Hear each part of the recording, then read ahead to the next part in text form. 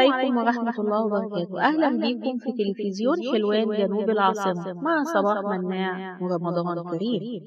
علشان خطتنا الرمضانية تكمل لازم نعلم أولادنا عبادة الدعاء، ودي عبادة لازم الأولاد يتعودوا عليها، ولازم إحنا كمان نتعود عليها بالجهر وفي السر. جهز مع أولادك قائمة الدعوات، اكتبها في نوتة واحتفظ بالنوتة دي كل سنة. تكبر معانا الدعوات وتكبر النوتة وتكون ذكرى، وننتظر قبول الدعوة وتحقيقها كما كان يفعل الصحابة رضي الله عنهم، واللي احنا بنحاول نقتدي بيهم ونتعلم من عبادتهم. كانوا بينتظروا رمضان علشان يدعوا الله بما يحتاجون إليه، وكان لا يأتي رمضان القادم إلا وكانت قد تحققت كل دعواتهم. قل لأبنائك إن الدعاء عبادة، مش بس علشان نحقق مطالبنا.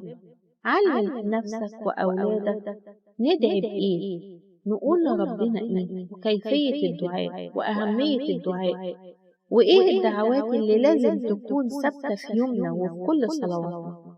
نعلم أولادنا ونتعلم معاهم أن الله يجعلنا من أهل الجنة، ويجعلنا من أهل الفردوس الأعلى، حتى لو كنا ما بنعملش العمل اللي يؤهلنا لدخول الفردوس الأعلى، لكن الله كريم وفضله عظيم.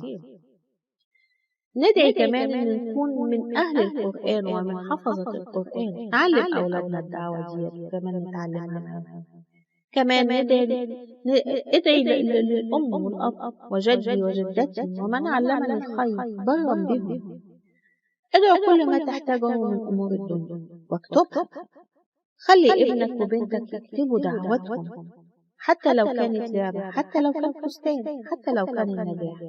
وإذا رزقنا الله الدعوة نذكره حينها أن الله عز وجل تقبل منا ووفقنا، وإذا تأخر عنه شيء نخبره أننا لا نيأس ولا نمل من الدعاء، فالله عز وجل يحب العبد اللحوح، وأنه قد ندعو بشيء ويكون ليس بخير لنا فيحجبه الله عز وجل عنه بحكمته، ويكتب لنا أجر الدعاء والثواب التعبد بالدعاء. دمتم في أمان الله، والسلام عليكم ورحمة الله وبركاته. صباح مناع من تلفزيون حلوان جنوب العاصمة، ورمضان كريم.